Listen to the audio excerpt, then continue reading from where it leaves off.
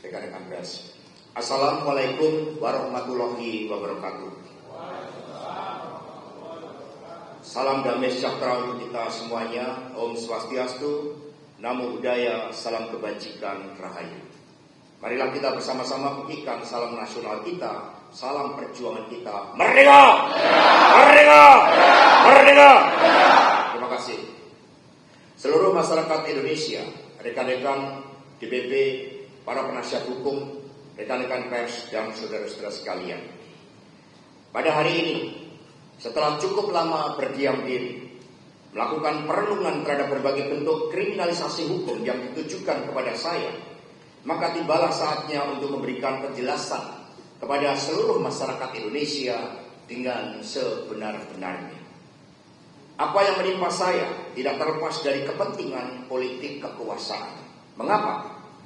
Sebab banyak pakar hukum yang telah melakukan kajian, bahkan suatu eksaminasi hukum dan fokus group discussion terhadap putusan atas nama Wahyu Setiawan, Agustiani Tio Fridelina, dan Saiful Bahri, sebagaimana telah dilakukan antara lain oleh Profesor Dr. Amir Ilyas, Profesor Dr. Eva Ahyani Zulfa, Profesor Dr. Ridwan, Dr. Khairul Huda, Dr. Mahrus Ali, Dr. Beni Harmoni Hereva, Dr. Aditya Wiguna Sanjaya, Dr. Maradona, dan Dr. Idul Rizkan, dan lain-lain.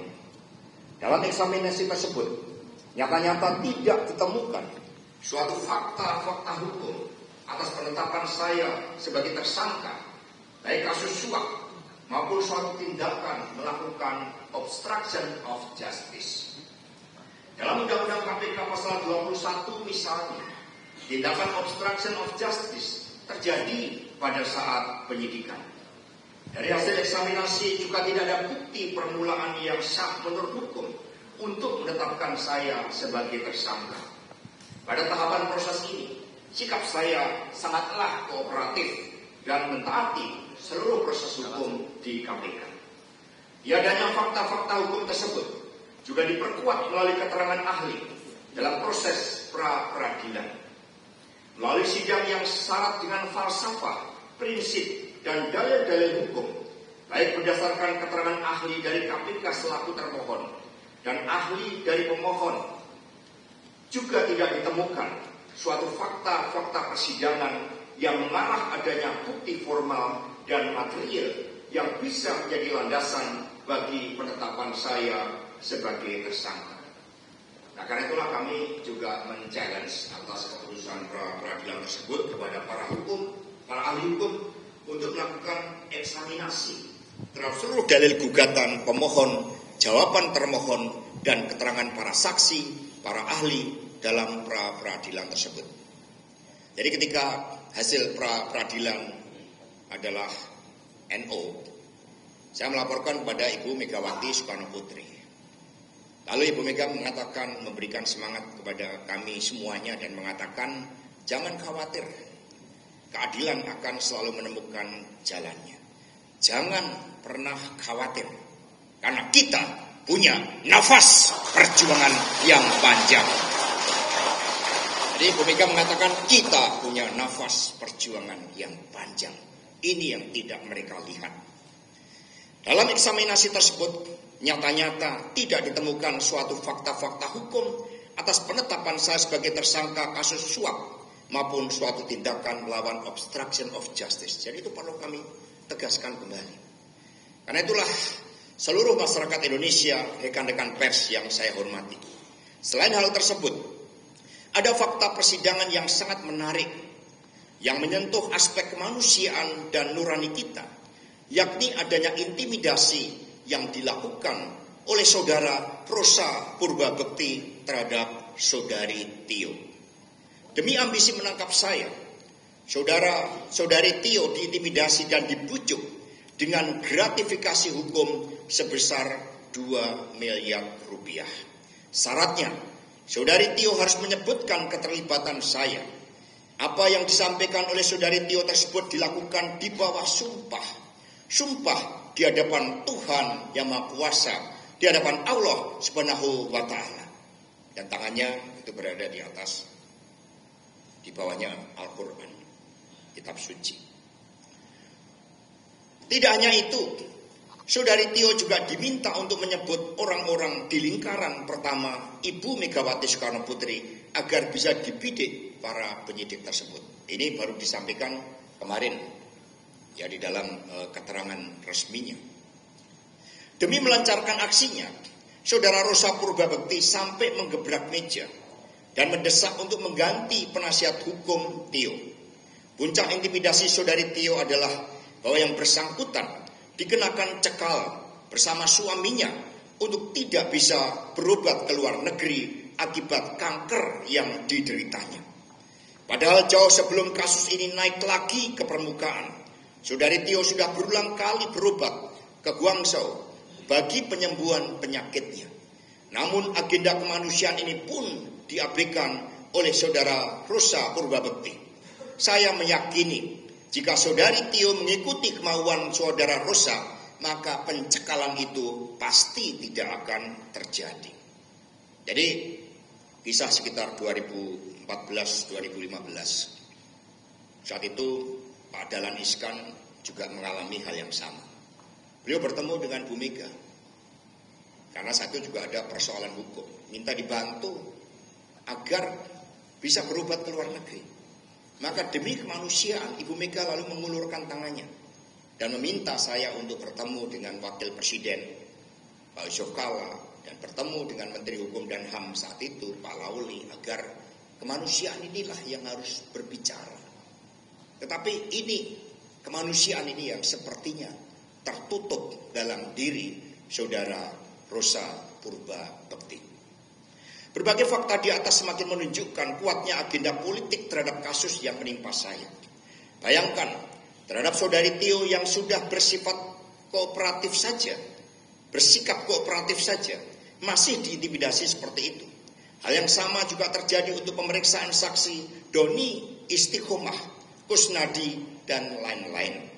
Bukankah tindakan Saudara Rosa tersebut justru mencederai hukum yang seharusnya berperi kemanusiaan, penuh etika, hati nurani, dan berkeadilan? Betul tidak? Apakah tindakan Saudara Rosa itu dapat dibenarkan? Bukankah tindakan Saudara Rosa tersebut justru merusak dan marwah serta nama baik dari KPK itu? Jadi kita ini bangsa berpancasila, ada sila kemanusiaan di dalamnya. Masa kali itu kemudian diabaikan? Saudari Tio sudah menunaikan seluruh tanggung jawabnya, kewajibannya. Masa hanya untuk minta izin sampai mengajak. Kalau perlu ada penyidik yang mendampingi untuk berobat. Tetapi itu tetap tidak dikabulkan. Seluruh masyarakat Indonesia yang kami cintai dan banggakan, semua warga negara memiliki kedudukan yang sama di mata hukum, termasuk hak untuk mendapatkan perlakuan hukum yang berkeadilan. Keselamatan jiwa raga Saudari Tio menjadi bagian dari tujuan adanya negara Republik Indonesia ini.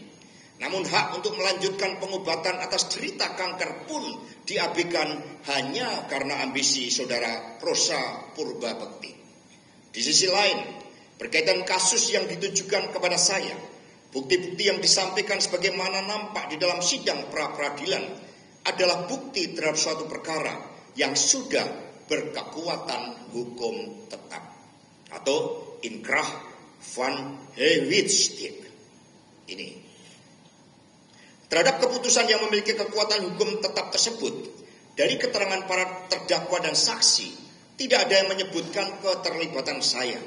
Namun sepertinya mau dipaksakan ada sumber dana yang berasal dari saya. Sekali lagi kami tegaskan bahwa perkara tersebut sudah inkrah, sanksi pidananya sudah dijalankan dan tidak ada amar putusan pengadilan yang menyebutkan keterlibatan saya. Lalu mengapa proses tersebut kembali diulang? Kecuali dalam amar keputusan ada. Jadi keputusan yang berlanjut. Dari keterangan saksi para ahli pidana dan hukum acara pidana sangat jelas terhadap pernyataan ini. Jadi tidak ada keterlibatan saya. seluruh masyarakat Indonesia yang taat pada hukum di Republik ini. Itulah proses kriminalisasi yang dilakukan secara terbuka. Perlu kami sampaikan bahwa guna mendapatkan keadilan dan sebagai hak yang dimiliki oleh setiap warga negara Republik Indonesia yang sah, serta berdasarkan pertimbangan seluruh penasihat hukum, termasuk yang hadir di sini, akhirnya kami memutuskan untuk kembali mengajukan pra-peradilan. Dalam proses ini, KPK yang menjunjung tinggi hukum seharusnya menghormati proses pra-peradilan ini. Namun yang terjadi adalah bahwa saudara Rosa Purbabekti tetap memaksakan kehendaknya untuk memeriksa saya. Ini adalah sikap yang justru tidak menghormati institusi pengadilan dan mekanisme hukum yang berkeadilan. Saya berharap sebagai bagian dari institusi penegak hukum, sudah sepatutnya kalau KPK menghormati proses pra-peradilan yang sedang kami lakukan. KPK harus memastikan penegakan hukum yang berkeadilan. Jadi rekan-rekan masih mencatat ketika Ibu Megawati mengajukan amicus curiae. Di situ Ibu menyampaikan tentang pentingnya simbol Dewi Keadilan. Matanya tertutup, memegang timbangan dengan pedang untuk menegakkan keadilan itu dengan benar sesuai dengan hati nuraninya. Itulah semangat perjuangan kami. Semangat ini muncul berkat inspirasi dari Profesor Dr. Sunarto yang saat ini menjabat sebagai Ketua Mahkamah Agung. Di dalam pidato pengukuhan guru besar beliau di Universitas Airlangga, beliau menyampaikan bahwa hukum tanpa keadilan seperti seperangkat aturan kering tanpa roh. Karena itulah seorang hakim harus bertindak sebagai pembelajar sepanjang hayat, menjadi peneliti, menjadi filsuf, agar mampu membuat keadilan yang sejati. Keadilan di luar batas formalitas hukum, serta memperhatikan dampak sosial, budaya dan kemanusiaan di saat hakim mengambil keputusan. Jadi ini penting sekali dialektika di dalam hukum untuk melihat seluruh suasana kebatinan yang ada. Beliau lebih lanjut mengatakan bahwa keadilan tidak akan terwujud jika hakim hanya terpaku pada ilmu hukum semata. Keadilan juga akan sulit terwujud bila hakim hanya menjadi mesin yang memproses hukum. Baginya, menurut Prof. Sunarto, hakim harus bisa merasakan denyut keadilan yang hidup di setiap bagian jiwanya. Jadi betapa luar biasanya pendapat dari Prof. Dr. Sunarto ini. Seluruh masyarakat Indonesia yang kami cintai dan banggakan, rekan-rekan seperjuangan semua. Pendapat Profesor Sunarto tersebut oleh Ibu Megawati Soekarno Putri dikatakan sebagai secercah harapan ketika hukum dijauhkan dari rasa keadilan, terlebih di dalam menghadapi kegelapan demokrasi akibat abuse of power dari Presiden Jokowi. Secercah harapan tersebut saya gunakan sebagai momentum untuk menyampaikan kepada seluruh rakyat Indonesia bahwa saya siap dan akan selalu kooperatif mengikuti seluruh proses hukum di KPK. Hal yang sama juga saya harapkan dilakukan oleh Komisi Pemberantasan Korupsi. Jadi, kalau memang bersalah, saya siap untuk menjalankan seluruh tanggung jawab dan kewajiban. Tetapi sejak awal kami katakan bahwa ada proses politik yang terjadi. Dan kemudian sebagai kader partai tentu siap bahwa segala konsekuensi sebagai bagian dari pengorbanan terhadap cita-cita saudara-saudara sekalian. Bapak, Ibu, dan saudara-saudara sekalian, banyak yang mengatakan kepada saya bahwa kini tiba saatnya untuk melakukan suatu gugatan, suatu declaration of our objections, atau suatu sikap resmi sebagai warga negara Republik Indonesia yang sah terhadap perlakuan berlebihan berupa suatu pelanggaran etik dan tindakan melawan hukum yang dilakukan oleh saudara Rosa Purbabekti. Apa yang dilakukan oleh penyidik KPK tersebut selain sangat intimidatif, tendensius, juga tidak bisa dilepaskan dari kepentingan politik di luarnya. Dalam panggung besar politik di Indonesia, apa yang terjadi tidak bisa dilepaskan dari sikap-sikap politik yang saya sampaikan sebagai Sekretaris Jenderal DPP PDI Perjuangan. Sikap kritis itulah yang menciptakan hadirnya rasa tidak senang dalam diri seseorang yang mengidentikan dirinya sebagai seorang raja. Pertama, penolakan terhadap kehadiran kesebelasan Israel dalam Piala Dunia U20 tahun 2023. Sikap resmi PD Perjuangan berpijak pada konstitusi, sejarah, dan prinsip-prinsip kemanusiaan yang tertuang dalam Dasar-Sila Bandung. Pembebasan dan kemerdekaan Palestina adalah komunika politik yang ditandatangani oleh pemerintah Republik Indonesia dalam Konferensi Asia Afrika tahun 55 di Bandung. Ini yang kita tandatangani bersama dengan 29 negara yang lain. Sikap ini terbukti benar. Akhirnya, bukan hanya Ibu Megawati Soekarno Putri dan PD Perjuangan yang kokoh dalam prinsip, namun dunia pun kemudian mengutuk Israel atas kekejamannya di Gaza. Inilah Satyam Eva Jayate yang pertama, saudara-saudara sekalian. Kedua, sikap penolakan terhadap perpanjangan masa jabatan Presiden Jokowi atau penambahan masa jabatan 3 periode. Prinsip yang dipegang oleh Ibu Megawati Soekarno Putri adalah berpijak pada Undang-Undang Dasar Negara Republik Indonesia tahun 1945 pasal 7. Ini yang harus dijalankan dengan seluruh-seluruhnya, yang menyatakan bahwa masa jabatan Presiden dan Wakil Presiden hanya 2 periode. Akhirnya seluruh masyarakat sipil, mahasiswa dan akademisi menolak hal ini. Dan inilah Satyam Eva Jayate yang kedua.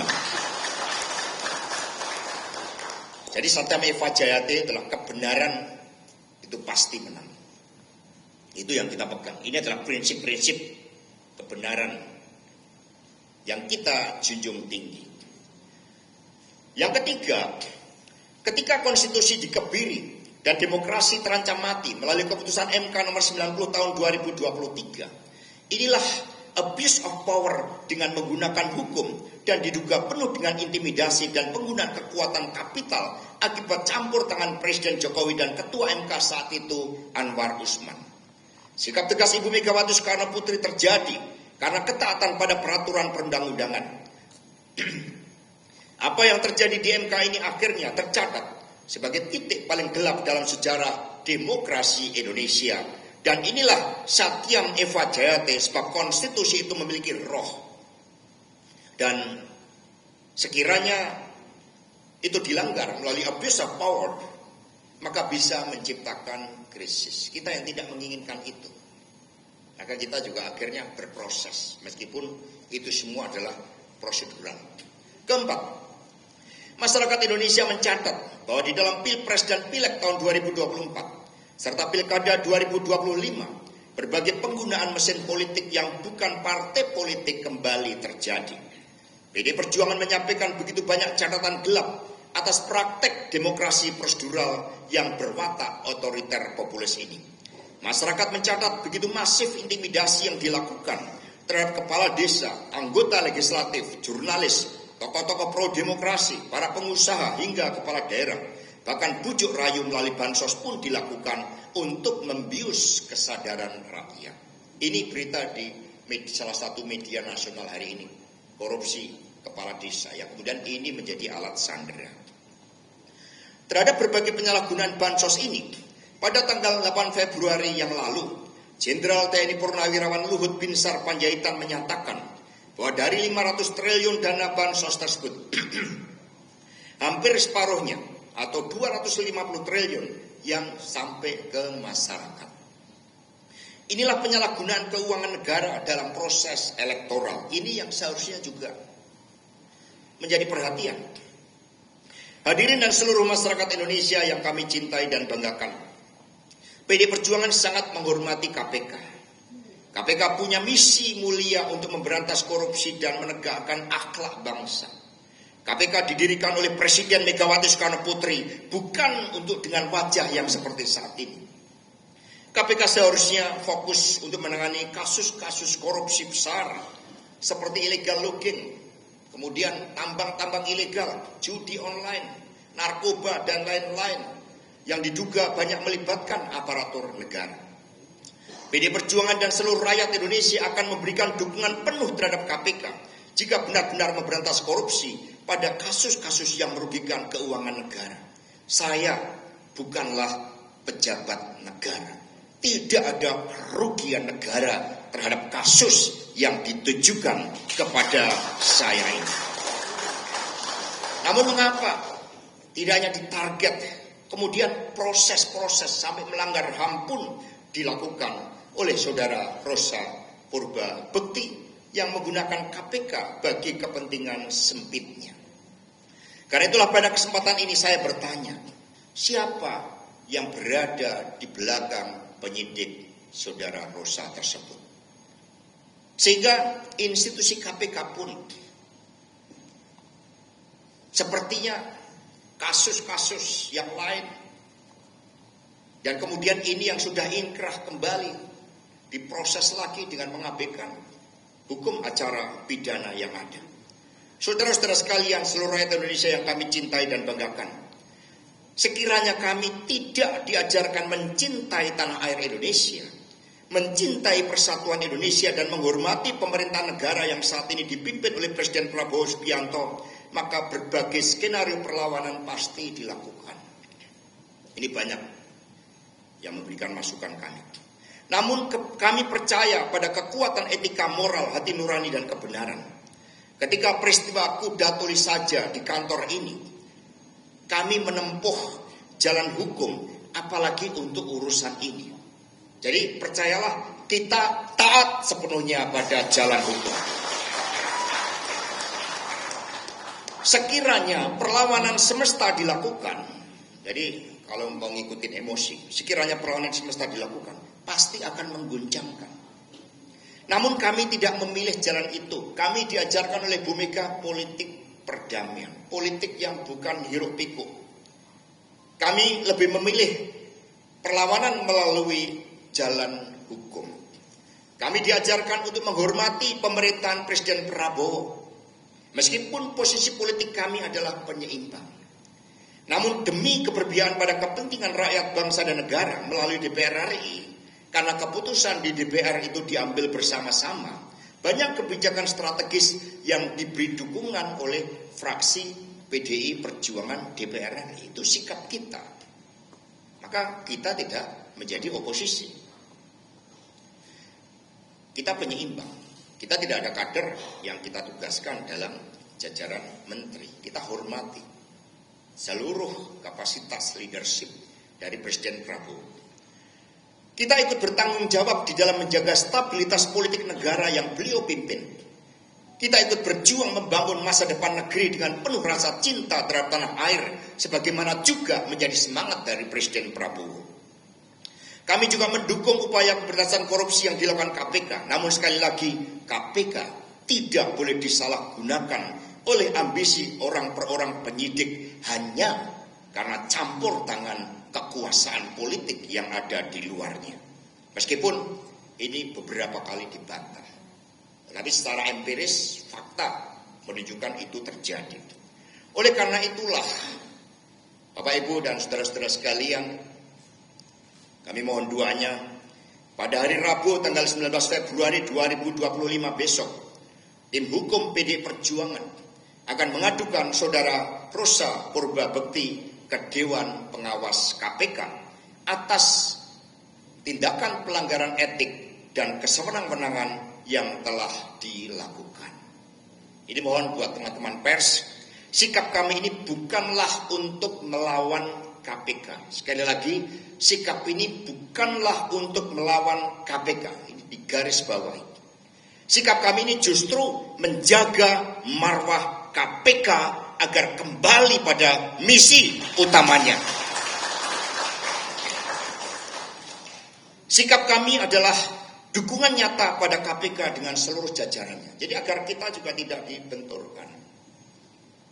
Karena itu Ibu Mega yang melahirkan.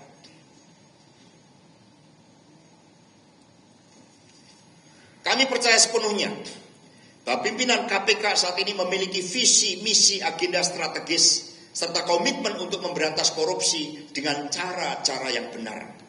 Kami percaya bahwa Dewan Pengawas KPK akan bertindak adil dan memiliki kedaulatan penuh tanpa intervensi pihak manapun untuk berani memeriksa saudara Rosa Purba Bekti yang nyata-nyata telah melakukan intimidasi dan proses penegakan hukum yang melanggar undang-undang.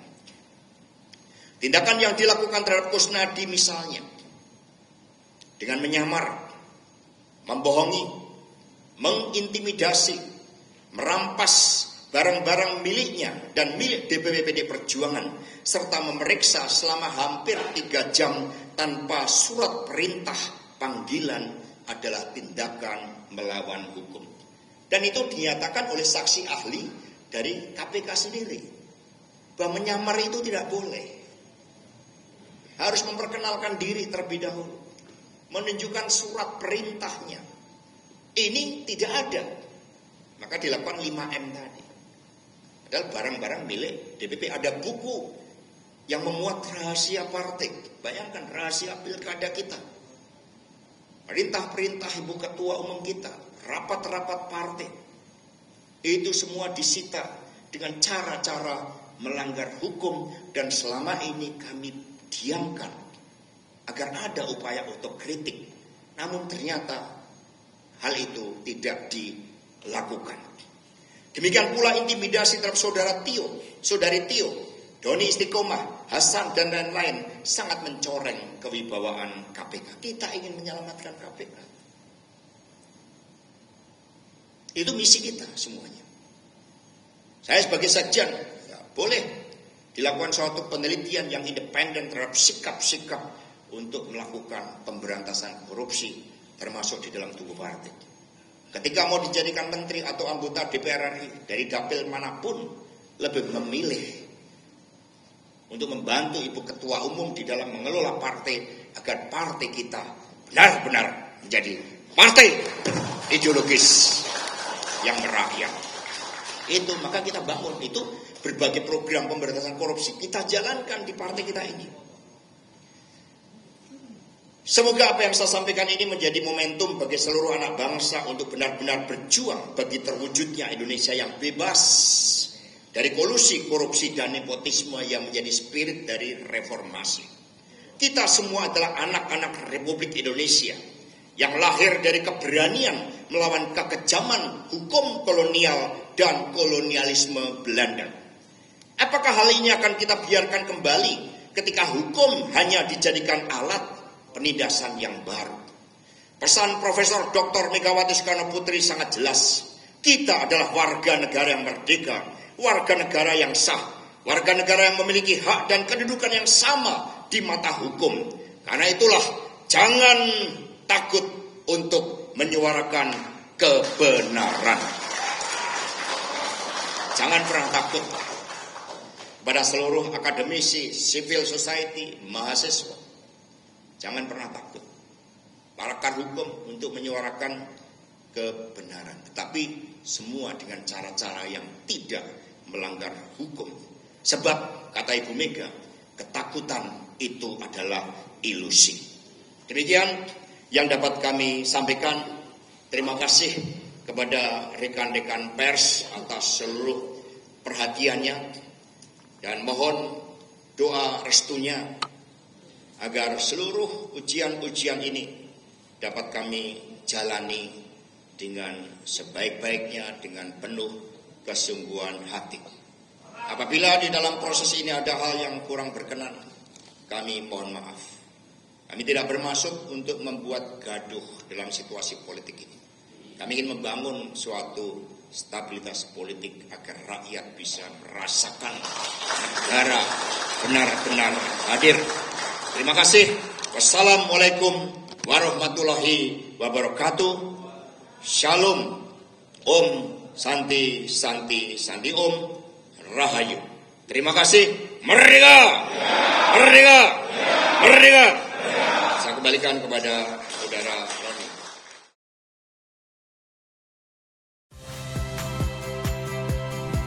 Saya Yasir Neneama. Saksikan program-program Kompas TV melalui siaran digital, pay TV, dan media streaming lainnya. Kompas TV, independen, terpercaya.